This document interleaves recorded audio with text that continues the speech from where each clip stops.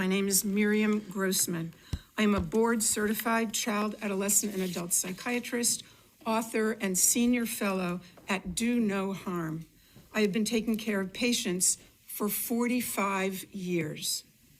I'm going to use my time to respond to Dr. McNamara. First, I'm struck by her use of the phrase, sex assigned at birth. Sex is not assigned at birth.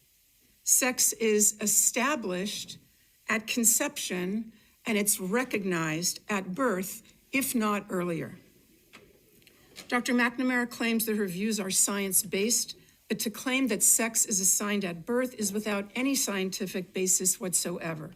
Its language misleads people, especially children, into thinking that male and female are arbitrary designations and can change. That is simply not true.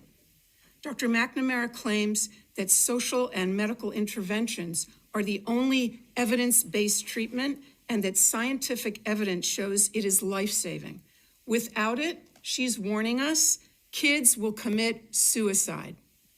Well, a growing number of countries have effectively banned the care to which she's referring.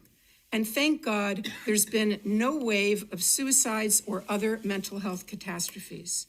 3 years ago, Finland placed strict limitations on medical interventions for minors. Sweden did the same thing after a 14-year-old girl was found to have osteoporosis and spinal fractures from puberty blockers.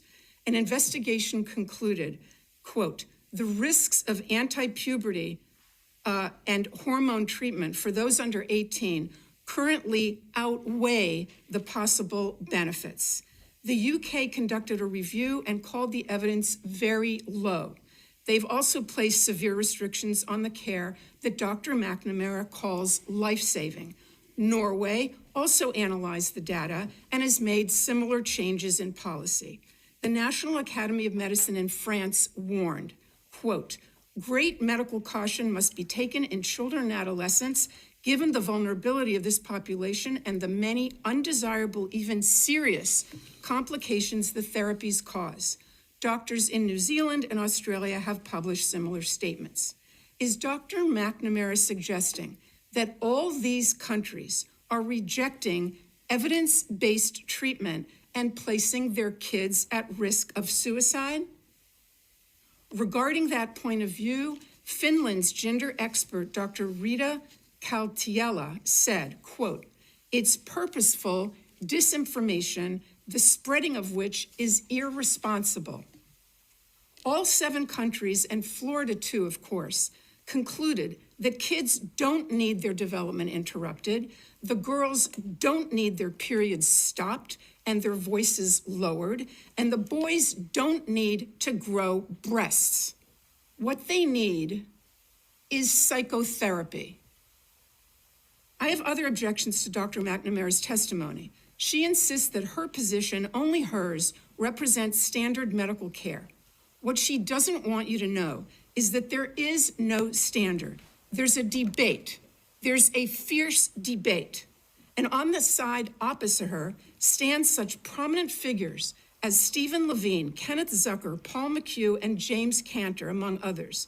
These doctors are giants in the field. They have been treating transgender patients and gathering data and publishing papers about them, and I mean no disrespect here, but since before Dr. McNamara was born.